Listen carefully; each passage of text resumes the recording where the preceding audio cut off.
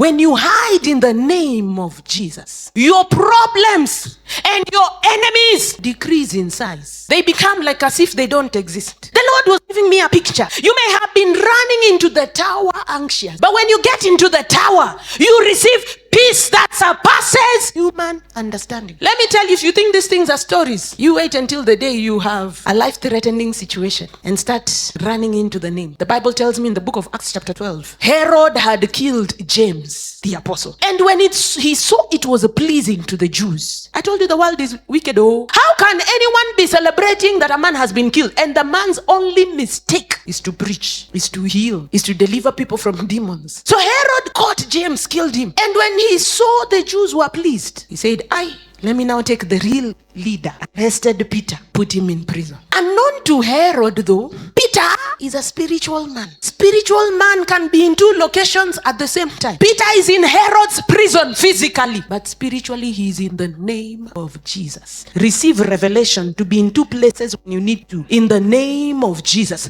When things are hot, you can be in committee, but learn also to ascend in the spirit and be found in the name of Jesus. Don't just be found in committee. Peter is in prison. The church is busy making prayers. But I want you to see how Peter is. I want you to see the peace you receive when you're in the name of Jesus. Bible says that Peter was so relaxed. Peter was even asleep in the prison. He had removed his clothes and his sandals, amelala. So when God sent an angel to come and deliver him, the angel had to tap him to wake him up and tell him, put on your clothes and your shoes will leave. Child of God, if you're not sleeping because of the challenges you have, it is a sign that you've not yet found the name of Jesus. When you find the name of Jesus, when things are hot is when you sleep. You're anxious about nothing, but in everything, by prayer and supplication, adding thanksgiving, you make your request known. Hey daddy, you said I don't die before 70 and I have work to do. After I have served my generation is when I'm allowed to rest. Before that, it doesn't matter which Herod comes after me.